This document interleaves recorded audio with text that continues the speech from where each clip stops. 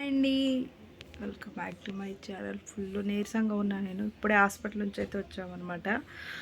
బుడ్డిగాడికి బాగా జలుబు, cold, cough బాగా దగ్గుతున్నాడు. ఏంటి అనేసి హాస్పిటల్కి అయితే వెళ్ళాము.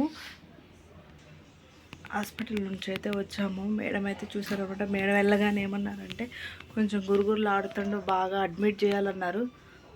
నాకు అసలు మస్తు భయం అయింది. అడ్మిట్ అంటే ఉండాల్సినందుకు కాదు, మళ్ళీ ఏమన్నా సీరియస్ అవుతుంది ఏమనేసి కొంచెం గురుగులు ఆడుతుంది, బాగానే దగ్గుతుండ అనమాట. తర్వాత నెక్స్ట్ వచ్చేసి మేడం ఏమన్నారు, ఒకసారి అయితే ఎక్స్రే తీద్దాం, ఎక్స్రే తీసిన తర్వాత దాన్ని బట్టి డెసిషన్ అయితే తీసుకుందాం అనేసి చెప్పారు. ఎక్స్రే అయితే తీసారనమాట. తీసిన తర్వాత ఒక 1 అవర్ కల్లా అయితే వచ్చేసింది. చూసారు మేడం, ఏం లేదు, నార్మల్గానే ఉంది, అంత బాగుంది. అంటే మేము స్టార్టింగ్లోనే తీసుకెళ్ళాము. ఇంతకుముందు ఓన్లీ దగ్గు మాత్రం, ఇవాళ నుంచే కొద్దిగా జలుబు మొదలైంది కాబట్టి ఏం కాదనేసి చెప్పారు. అజిత్రోమెడిసిన్, మ్యాక్స్ట్రా, నెప్లైజర్ అవన్నీ పెట్టమనేసి చెప్పారనమాట. అవన్నీ ఇచ్చారు సిరప్లు. ఇప్పుడైతే రాగానే అజిత్రోమెడిసిన్ అయితే వేశాను. ఇది డైలీ 1 టైం అలా అయితే వేయమన్నారనమాట. సిరప్లు వేసేసి ఆవిరి పట్టమన్నారు. ఇవి ఒక 1 వీక్ కంటిన్యూగా వాడమన్నారు. ఇవి వాడిన తర్వాత మళ్ళీ ఒకసారి రివ్యూకి అయితే తీసుకురండి, పర్లేదు అని అంటే ఓకే. ఎందువల్ల వచ్చిందంటే బిట్టు బాగా ఫీవర్, జలుబు వచ్చిందని అంతకుముందు ఒక వీడియో తీసాను కదా. బిట్టు బాగా ముద్దు పెట్టుకోవటం, దగ్గరకు వచ్చేట్లు ఉంటుండే కదా, చిన్నపిల్లలు కదా, హ్యూమినిటీ పవర్ తక్కువ ఉంటుంది కదా, దానివల్ల తొందరగా వచ్చేసింది బుడ్డోడికి. ఇప్పుడైతే పర్లేదండి, కొంచెం ఏడుస్తున్నాడు. ఏంటంటే గాలి ఊపిరి అనేది ఆడట్లేదు తనకి. ఎందుకంటే ఇట్లా పాలు తీసుకున్నా, ఏదైనా తీసుకున్నా ఇట్లా ఊపిరి పీల్చి మనలాగా నోటితో తీసుకోవడం తనకి తెలియదు కదా, దానికనేసి కొద్దిగా అయితే ఏడుస్తున్నాడు.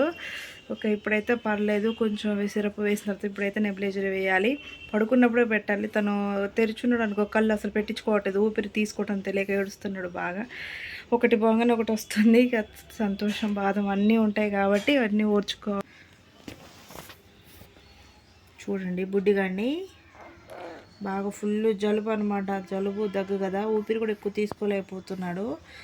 దానివల్ల సిరప్స్ అయితే కంటిన్యూగా వాడాలి. బుట్టుని కూడా హ్యాండిల్ చేయలేము, వద్దన్నా వస్తాడు. ఇప్పుడు నేను ఏదైనా పనిలో ఉన్నా వచ్చి ముద్దు పెట్టుకుంటాడు, దగ్గరికి వస్తాడు. బిట్టునైతే ఎక్కువ ఆపలేను కదా. ఓకే, ఇవన్నీ పోసిన తర్వాత మంచిగా ఉండాలి. బుడ్డోడు మంచిగానే ఉంటాడు. ఇప్పుడు అసలు ఎక్స్రే అవన్నీ తీసి మేడం అడ్మిట్ అంటే వామ్మో, నాకు ఫుల్ భయం అనిపించేది. ఇక్కడ దేవుడి దేవుళ్ళు అన్నీ ఏం లేదు, సేఫ్గా అయితే ఇంటికి అయితే వచ్చేసారు. ఎంతసేపు అక్కడే తిరిగేసి వచ్చామన్నమాట. లంచ్ కూడా తినలేదు మధ్యాహ్నం. ఇప్పుడు మేసరికి 3 అయింది. అప్పటికే 12కి అట్లా వెళ్ళాము బుడ్డోడి స్నానం చేయించుకొని. మేము అంబట్లోనే వస్తాం అనుకున్నాము. మేడం ఎక్స్రే అనేసరికి టెస్ట్లు అవన్నీ కొద్దిగా టైం పట్టింది అంతే. ఇక నెక్స్ట్ సాయంత్రం కొద్దిగా ఆవిరి పట్టేసి సిరప్లు అవన్నీ వేస్తే మంచిగా క్యూర్ అవుతాడేమో చూడాలి. ఇక్కడైతే బుడ్డిగాడికి ఆవిరి అయితే పడుతున్నాను. పాపం ఎక్కువ శ్వాస అయితే తీసుకోలేకపోతున్నాడు అనమాట. ఎందుకంటే ముక్కులన్నీ మొత్తం ఫిల్ అయిపోయినాయి కదా, అవి ఊపిరి అడక ఊపిరి ఎందుకు తీసుకోవాలి తెలియక ఏడుస్తున్నాడు అనమాట నేను ఆవిరి పడుతుంటే. ఇక అట్లా కాదని చెప్పి తర్వాత కొద్దిసేపు ఉంచే తర్వాత తీసేసాను. ఎందుకంటే మళ్ళీ తను ఏడుస్తున్నాడు. ఎందుకంటే ఊపిరి తీసుకున్నా తెలియట్లేదు. మనకైతే నోటి ద్వారా తీసుకోవాలని తెలుసు, చిన్నపిల్లలు ఇప్పుడే తెలియదంట. ఒక 6 మంత్స్ అలా వస్తే అప్పుడు తెలుస్తుంది అనేసి మేడం అయితే చెప్పాను. అలా చెప్పిన తర్వాత అసలు నెప్లైజర్ పెట్టొచ్చా పెట్టకూడదు అనేసి మేడం గారు మాకు ముందే అన్నారనమాట. చాలామందికి అయితే డౌట్ ఉండదు అనమాట, నెప్లైజర్ పెట్టొచ్చా పెట్టకూడదు అని. పెట్టొచ్చు, చిన్నపిల్లలకు మేడం గారు డాక్టర్ గారు సజెస్ట్ చేశారు. పడుకున్నాకైతే పెట్టేశాను. Thank you.